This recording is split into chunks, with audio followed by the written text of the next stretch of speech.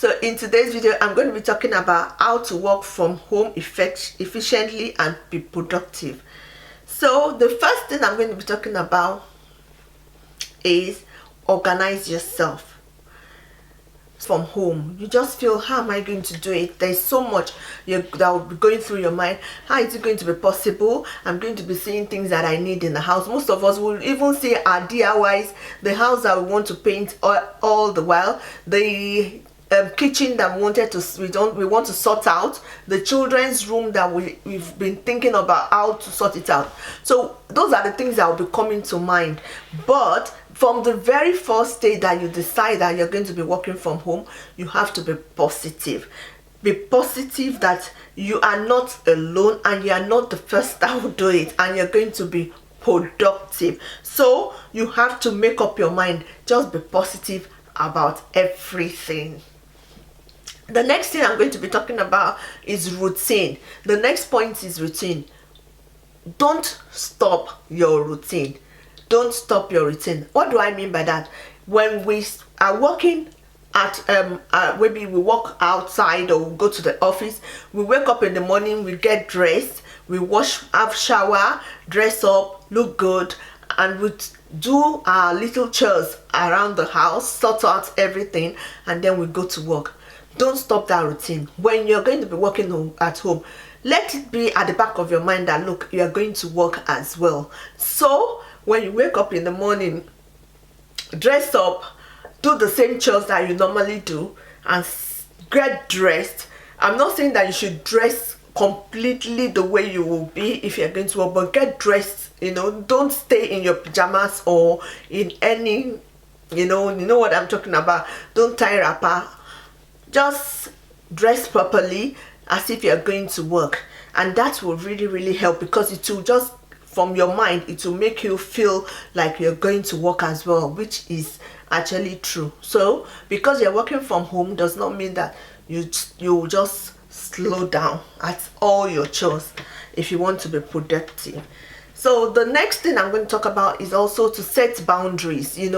When you want to work at home and you've decided that, okay, you're going to be working from home, you need to bring your family and friends to be on the same page as you are. So what you do is for me, you call them. You let them know that you'll be working from home.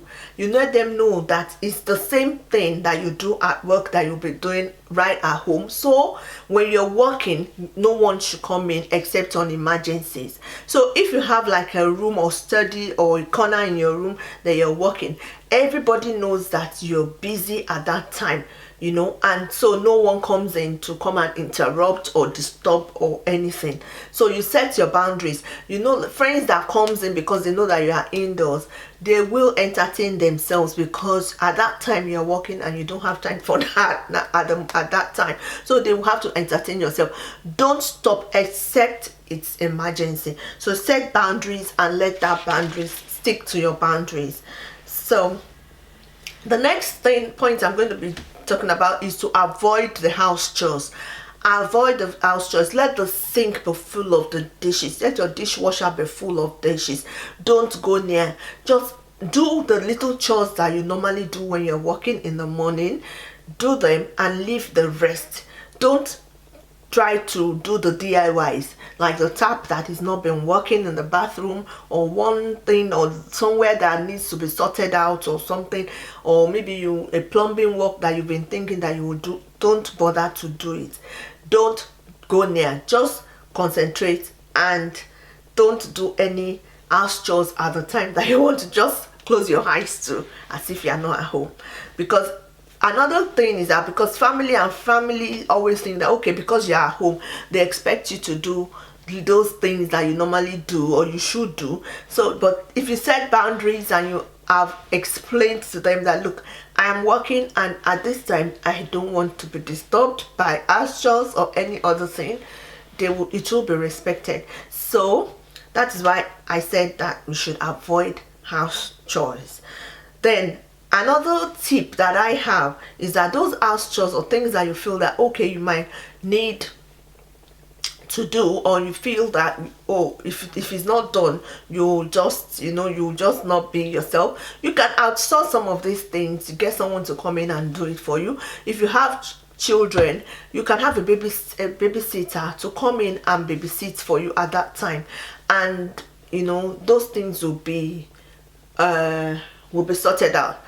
I know that people at this time when this video is coming out, we are struggling because we are locked down and we don't have visitors at this time, but there's a way you can also plan between you and your spouse, or plan or get someone to come in and stay with you at that time to work. Just find a way around it, to work around it, such that you are not disturbed at that time. So now I have a video. I have a video on how to work at home with no money. If you would like to see that, I'll leave the link somewhere, and I'll also leave it at the description section. Please go and watch that video if you have not watched it. So I think I explained in that video how you can work without money. You can start a business without money. So if you want to see that video, please don't forget to watch it. After watching this video, it will be in the description section, and also I might leave it here for you to see. So avoid house chores. So the next thing is to avoid setting up your office in your sitting room. If you have a sitting room, I have tried it and it didn't work for me, so I can categorically say, don't set up your business in your sitting room. Your sitting room, you have your television, you have Xbox, you have Netflix, you have all those logs things there that can easily distract you, and especially if you're not the only one living in the house. So which means that when you're working or doing something serious, there's someone else that is coming that wants to watch Netflix, and there's a way you would just turn to see what's going on, and then before you know it, you are distracted and you will not be productive. So don't set up your office space in your sitting room. If you don't have the luxury, I know that it's not all of us that have that luxury, just look for a corner in your room to set up your space for your office. And I will also say that we should not be too hard on ourselves, because I mean, it's, after all, it's your home. If you stand up and take a cup of drink, you can quickly look around and do some little things, but put this structure in place. So the next thing I'm going to be talking about here, that is really important after organizing yourself, is to create a space. And why I say that I said this is because I know that when I've mentioned that you should not set up your business in your sitting room. So that's why I said you should create a space, and I just want to mention the things that you need to create your space. The first thing you need to create your space is your furniture. Make sure you get a desk and a chair, and then make sure that it's one that is very comfortable. I remember when I set up my a table for myself in the sitting room as well, I also set up like a small table and chair. It wasn't actually comfortable for me at all. My legs were always aching when I sit down there, and then when I moved away and I started doing it somewhere else and around the house, I noticed that when I sit down, I'm comfortable as comfortable can be. I can even walk for hours in that position. So you need to get a chair and a table that is very comfortable for you. Make sure that will help you to sit up, that will help your back and all that. So, and then they will make you to make sure that your feet is well on the floor. So make sure that you buy a chair, a table and a chair, desk and a chair, or whatever you want to call it, to suit you and is very comfortable. So that's number one. Number two, like I said before, that's getting a space that, if it's not all of us that have the luxury of having a study, but if you have that luxury, it's better to have that luxury to yourself. Just make sure create that place and turn that place to your office. But if you don't, you can create somewhere in your room just make sure that that place is in one corner so that you'll be able to face the wall and then you can walk. That's the way I say it. Then the next thing I'll be saying, also touching, is the lighting. The lighting in a room or in your space, it's very, very important. There's a way that it just turned everything around. When I walk, or when I notice that when I open or put on the light and I open the window, it just turned me to it just changed my, change my the way I see things immediately, and then it's like, oh, this is life, and I can walk better. So when you have good lighting, it helps you to be more productive. And so the next thing I'm going to be talking about, and why I put it in furniture, is because I want it to be like a must, is your vision board. You must have a vision board. If you have a vision board, you put it right in front of you where you can easily see it, so that you will know that that is the force that is driving you to work and to concentrate on your work at that time if you are working from home. So, and then the next thing I'm going to be talking about is just a variety of things that just put you in the mood to work, and one of it is a music player. You can have candle, that, and you can have, I always burn candles. I burn candles, and I burn essential oils, just to, I just like the smell of it when I'm walking. So if you are like me, you burn candles and just put the kind of, it just gives you energy, that the essential oil just will give you energy and put you in the mood to work. And then you have a background music that will just put you in the mood, and you just continue working. I do that. You do what you like and or what suits you, or what can help you to work, just to make the environment conducive for you while you work. So the third thing I'm going to be talking about is your tech, is the technology that you need to work with. You need your PC, you need headphones, you need your internet to be in place. You have, and then experts say that it's even good to have VPN, so where you work, and then especially when you're working from home, so that it will protect you, give you some form of security. So when you're working from home, so that's the tech is endless.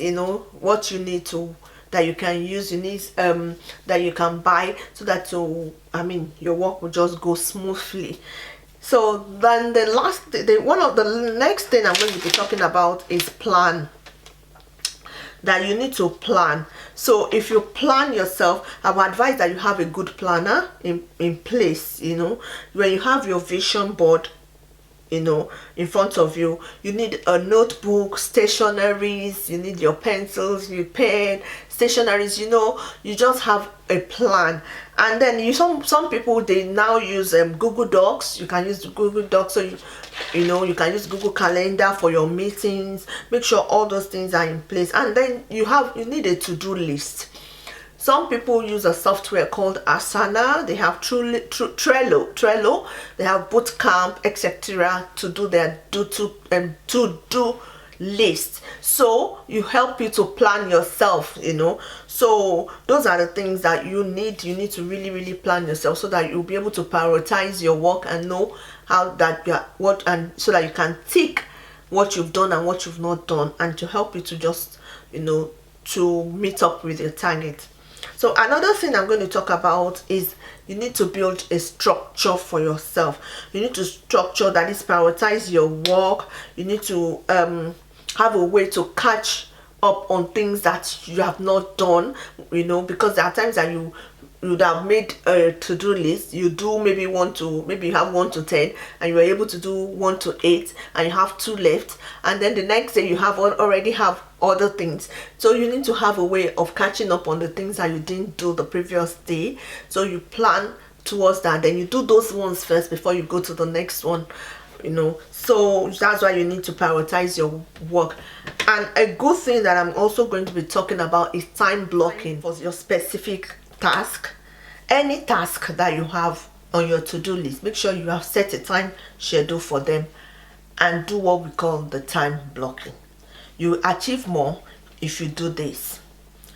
Then the next thing I'm going to say is that you should always evaluate yourself, evaluate your progress, evaluate what you've done, and make sure that you have a tab on your vision board so that you can evaluate what is your progress and how far you have done and what you need to do.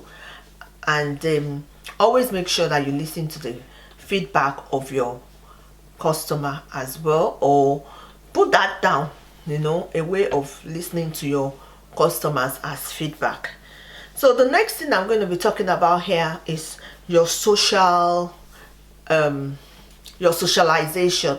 So that's the next one, your socialization, hanging out with other people and collaborating with people in your niche. This is very, very, very important because you have to find a way of where you want to hang out with your people in your industry or in the industry that you want to go to. So you need to plan that, see how you're going to be going about that. And then I'm going to also say that you have to write down how you want to exercise, what you want to do, how you're going to be exercising. I'm going to say that for you to exercise, especially when you're working from home, always make sure that you take like 5 minutes to exercise, to stretch yourself when you're working. This will help you and help blood circulation as well.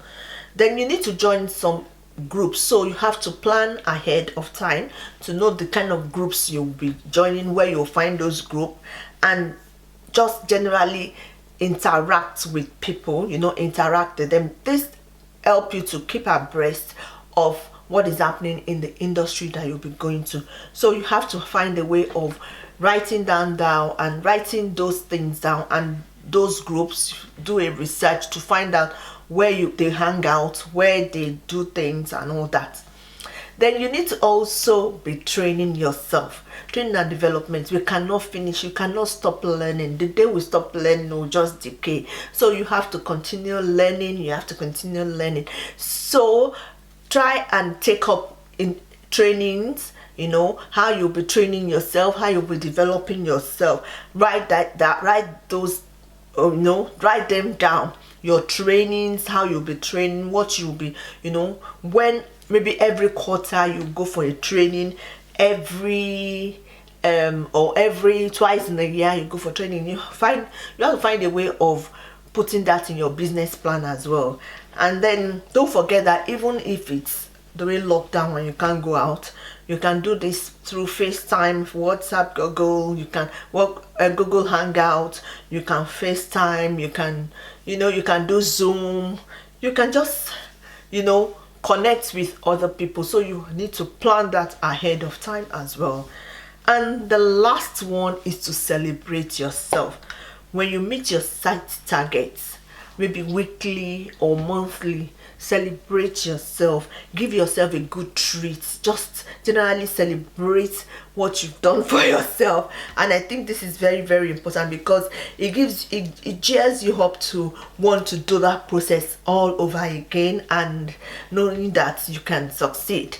So if you have not watched my video on how to organize yourself, please, I'll leave the link in the description box. Go and watch that video. And I hope I've helped someone here today. If I have done so, don't forget to subscribe to my channel. Don't forget to click the like button and show me some love. And I'll see you in my next video.